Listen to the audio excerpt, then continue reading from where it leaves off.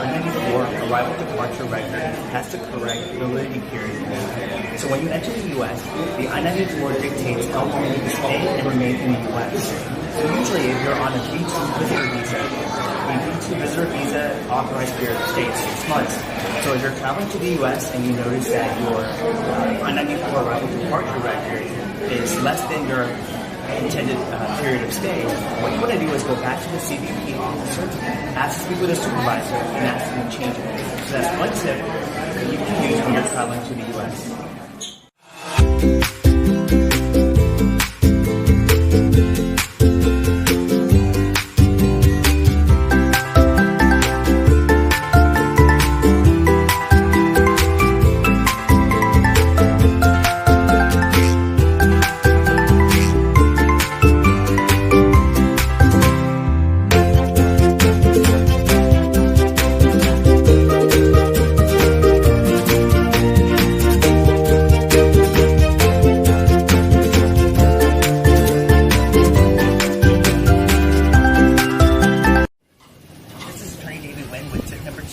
Traveling to the U.S. When you're in the U.S., you're usually allocated a certain amount of time on your I-94 arrival departure record, which allows you to stay in the U.S. for a certain amount of time.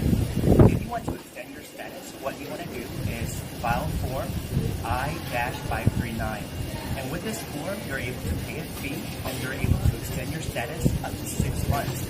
That gives you an additional 6 months to stay in the U.S.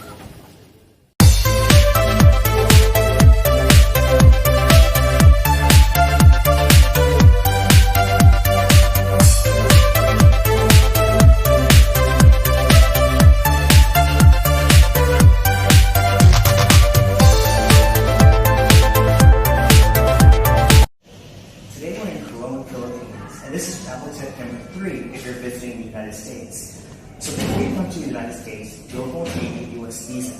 So once you enter the U.S., if you find that you have lost or misplaced your U.S. visa, what you want to do is visit the local police station and make a report. After you make a report, obtain a police record that you reported your visa stolen. This way, when you return to your country, it will be easier for you to obtain a new visa at a U.S. consular visa abroad.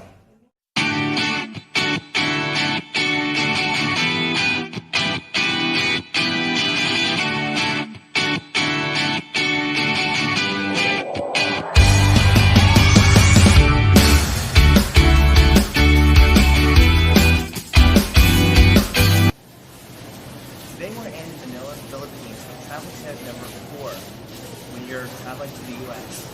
Once you enter the U.S., you may want to change your status from a B2 or visitor visa to a different status. When you change your status, what you should be aware of is that you must maintain status when you're trying to change your status from a different type of immigration status. If you enter the U.S. on a B2, you have to file for an extension for the B2 status, and also a change of status to your new status if you want to change to, let's say, an F1 visa or an H1B visa. So that's very important to keep in mind if you're trying to come to the U.S. and you want to stay longer using a different status. Make sure that you maintain your status at all times, or else you won't be able to adjust status, since a lot of the applications take a lot longer than 6 months to complete.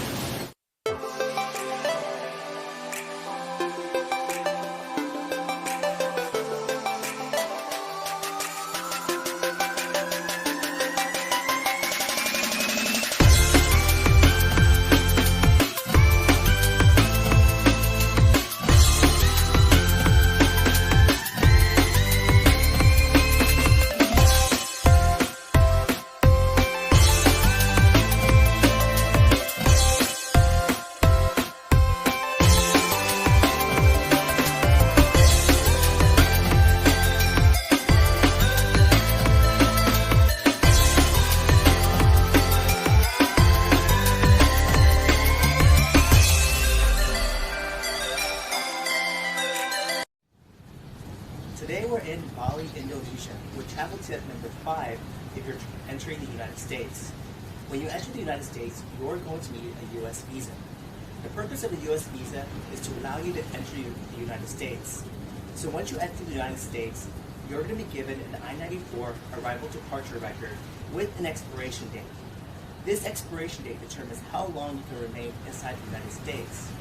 So if you enter the United States and your U.S. visa expires, you can still remain inside the United States until your I-94 expires. So a lot of people, they enter the United States and they get confused because their visa has expired.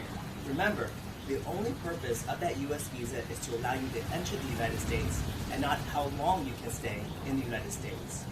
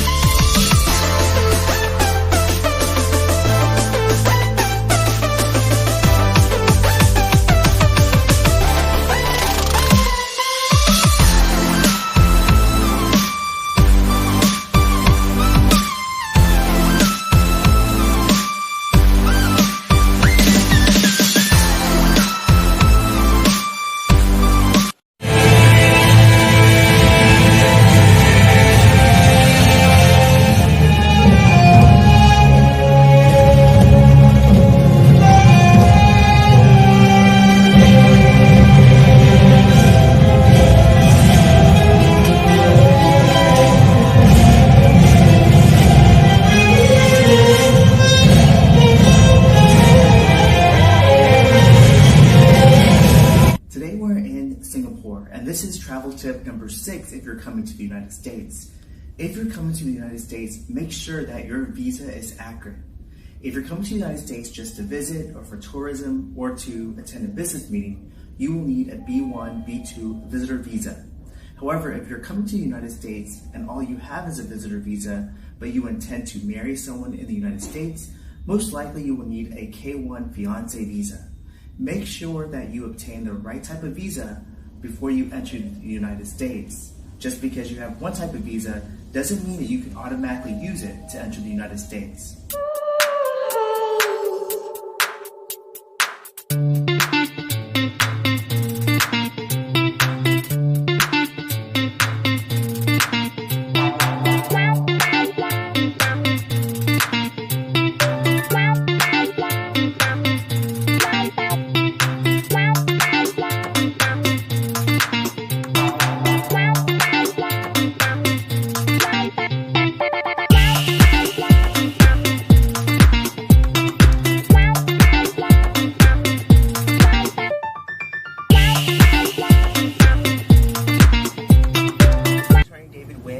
Halong Bay, Vietnam. And this is travel tip number 7 and also the last travel tip if you're entering the United States. There's a couple of things that when you enter the United States is different than other countries. One is tipping. When you go to a restaurant or you stay at a hotel or you take a taxi ride, in the US people live off of tips. It's not like other countries where the tips are built into the bill. So what you want to do is you want to tip at least 15 to 20% of the bill to the person that's doing you a favor. So if you eat at a restaurant, you want to make sure that you're tipping the waiter or waitress because their income is based on that tip and not necessarily the meal that you're eating. Another tip when you're visiting the United States is that many countries have a lot of check cashing places or currency exchange places. In the US, it doesn't work that way. Most likely you would have to go inside a bank in order to exchange your currency with US dollars. So if you're expecting a lot of places where you can exchange money, it's not the same thing. So either exchange your money at the airport or go inside a bank when you enter the US to exchange your money. Another tip is that unlike other countries, you cannot negotiate inside the United States. For most of the stores inside the US, there's a set price that's listed on the product itself, and that's the price that you pay. On top of this price, there will be a local tax that you would have to pay, which is for the government fees. There are certain sections, there are certain places that you can negotiate, but it's very rare.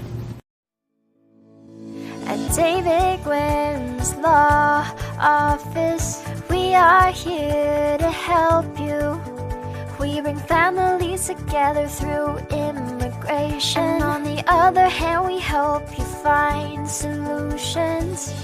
All your legal needs in the hands of people who care, who are there for you.